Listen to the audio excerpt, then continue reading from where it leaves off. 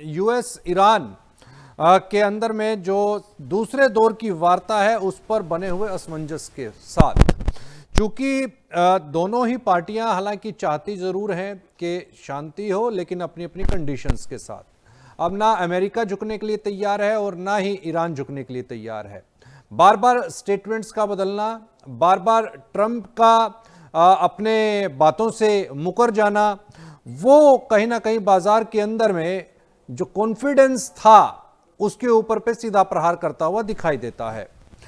जिस समय पर हमने सोने और चांदी के अंदर में एक वापसी आते हुए देखी थी, रिकवरी आते हुए देखी, वो वापस से मुनाफा वसूली में बदलती हुई दिखाई दे रही है। कच्चा तेल जो लग रहा था कि करेक्ट होगा और वापस से $60 के आसपास पहुंचेगा, उसमें वापस हमने बाउंस बैक आते हुए देखा। कच्चा तेल $94 पर पहुंच गया है और ऐसी संभावनाएं हैं कि देश के अंदर में डीजल और पेट्रोल की कीमतें, जी भारत के अंदर में हो सकता है कि चुनावों के तुरंत बाद मई मिड तक 20 से 25 रुपए प्रति लीटर भी बढ़ जाएं। इसमें कहीं कोई दो राय नहीं लगती है, क्योंकि कच्चे तेल की कीमतें लगातार $100 के आसपास इर्द गिर्द घूमती दिखाई दे रही हैं और जो कॉस्टिंग है लैंडिंग की वो काफी हैवी हो चुकी है। उसको देखते हुए ये भी एक खतरा भारत पर भी मंडराने लगा है कि क्या कीमतें बढ़ेंगी और हो सकता है कि 2-2, 3-3 रुपए करके लगातार बढ़ाई जाएं ये कीमतें, लेकिन 20 से 25 रुपए का एक डेफिसिट इस समय पर फिलहाल ऑयल कंपनीज के ऊपर है। हालांकि सरकार उसके ऊपर पे काफ़ी मेजर्स ले चुकी है, लेकिन यहाँ पर सोना और चांदी की भी हालत एक बार फिर से पतली होती दिखाई दे रही है।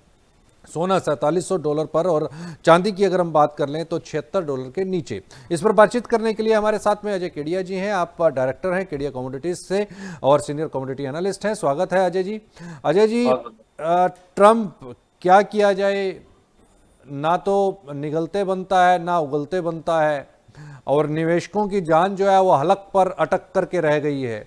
तो निवेशकों की जान अगर हलक में ऐसे लटकी रहेगी तो फिर बाजार आगे कैसे चलेंगे? नमस्कार सुरेश जी। देखिए, एक चीज तो क्लियर है, एक वोट की कीमत क्या होती है ये हमें समझ में आ गया है। क्योंकि जब से वो जीत कर आए हैं तब उन्होंने कहा था कि कोई भी लड़ाई होगी नहीं और मैं तो 48 घंटे में सब लड़ाई बंद कर दूंगा। बट उसके विपरीत हमने देखा, पिछला साल हमें अच्छे से याद है, टैरिफ को लेकर लड़ाई चल रही थी और ये साल तो एक्चुअल लड़ाई चलने लग गई।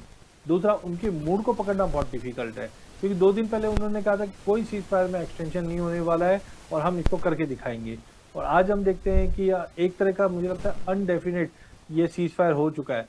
आज आप ये देखिए कि यूएस अगर एक मिसाइल डालता है तो ईरान उसको प्रॉपर जवाब दे रहा है। हाँ, ईरान ये भी जानता है कि मैं जीत नहीं सकता हूँ। इसके लिए ईरान कोशिश यही कर रहा है कि इस युद्ध में यूएस को कंटिन्यू उलझा के रखूं मैं। और ये कहीं ना कहीं पॉइंट मुझे लगता है कि यूएस इकोनॉमी के लिए सही नहीं है। अच्छा, एक नई चीज आज देखी गई है। अगर आप देखेंगे तो पैसा अपना रूट अपने आप ही तय करता है कहाँ जाना है। जनरली लड़ाई होती है तो हम देखते हैं सोने चांदी में तेजी आती है, बट इस बार हमने गिरावट देखी। बट कहीं ना कहीं अगर आप देखोगे क्रिप्टो पे आप नजर रखिए, वैसे इंडिया में इलीगल है। मैं जस्ट एक रेफरेंस के लिए बात कर रहा हूँ। बिटकॉइन 78,000 आ गया, जो 60 तक चले गया था नीचे। और वो आया कब, जब रशिया ने ये बताया है कि हम कहीं ना कहीं पेमेंट जो है वो अब बिटकॉइन में लेंगे। अब मुझे लगता है कि इक्विटी ठीक है, एसएनपी हमने नए हाई पे जाते हुए देखा, लेकिन कंसर्न्स बने हुए हैं। वहीं अगर सोने चांदी की बात करें तो वहां पे भी सेल ऑफ है। प्रॉपर्टी मार्केट में दुबई प्रॉपर्टी का हमने डिस्कशन किया ही था पिछली बार, वहां पे भी हमने फॉल दिख रही है। इनफैक्ट आज भी 2-2.5% गिरावट दिखा रहा है। तो कहीं ना कहीं मुझे लगता है पैसा जो है ना, मूव अब कैश पे बैठे हुए हैं लोग या बिटकॉइन पे मूव किया है। तो जिस तरीके की तेजी आई है, तो मुझे लगता है इसी के चलते सोने और चांदी में भी दबाव है, क्योंकि फेड ने भी जो इंटरेस्ट रेट कट की जो एग्रेसिवनेस डोनाल्ड ट्रंप के कहने पे दिखा रहा था, वो अब हवा होते हुए दिखाई दे रही है, क्योंकि एनर्जी कॉस्ट आपका 50 से 60% बढ़ चुका है। तो मुझे लगता है एक बड़ा सेल ऑफ सोने चांदी में आता हुआ दिखाई दे रहा है। आपने क्रिप्टो की, बिटकॉइंस की बात की। बिटकॉइन की स्क्रीन मेरे सामने है अजय जी।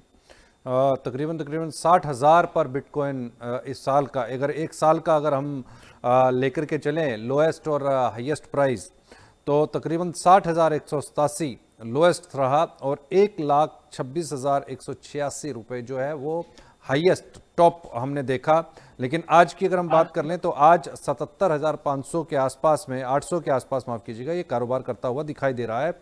लेकिन ये एक अलग बात है कि क्या वो एंगल ढूंढने की जरूर कोशिश है, क्योंकि बिटकॉइन और क्रिप्टो के अंदर में जो पर्सन इस समय पर 34 साल के ट्रंप के बेटे पुत्र श्री वो लगे हैं, तो वो एक एंगल जरूर देखने की कोशिश हो रही है कि एक नई करेंसी को बनाया जाए, उसको किस तरीके से खड़ा किया जाए, बिटकॉइन और क्रिप्टो के अंदर में कैसे काम किया जाए। तो वो एक अलग एक एंगल है इस लड़ाई को अगर देखें तो। चूंकि ये लड़ाई ईरान के साथ में 48 साल पुरानी है और ये माना जा रहा था कि भाई एक ही दिन के अंदर में इस लड़ाई को अंजाम तक पहुंचा दिया जाएगा और ख़त्म कर दी जाएगी पुरानी दुश्मनी, तो ऐसा संभव नहीं हो पाया। लेकिन बाजार अभी भी फिलहाल पशुपेश के अंदर में फंस चुका है। लेकिन जो पेपर करेंसी कह लीजिए या आपकी टर्मिनल करेंसी कह लीजिए, उसके ऊपर पे क्या लोगों का कॉन्फिडेंस आना आपको स्वाभाविक दिखाई देता है?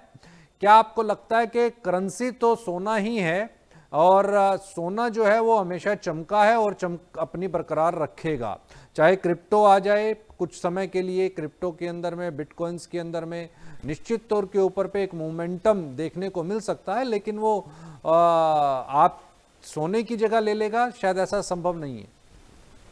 नहीं, बिल्कुल आपने बहुत अच्छी चीज बताई और मुझे भी ये नहीं लगता सोने की जगह ले लेगा। लेकिन क्या होता है, कभी कभी हम देखते हैं कि मार्केट ना एक अल्फा जनरेट करने के लिए कोशिश कर लेता है, तो टाइमिंग हो सकता है कि यहाँ पे हम देखेंगे कि क्रिप्टो के अंदर पैसा डाइवर्ट हो जाए। लेकिन अल्टीमेटली देखिए, सोना सोना है, हमने हर कंडीशन में देखा सोने में एक अच्छी खासी मोमेंटम रहती भी है।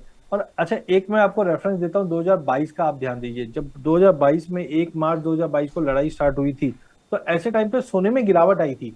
2080 का भाव सोना चल रहा था और नीचे में करीबन हमने 1600 1640 तक का लो देखा था। और 6 महीने के बाद सोने में तेजी आई, जो हमने 5600 का हाई ये साल देखा था।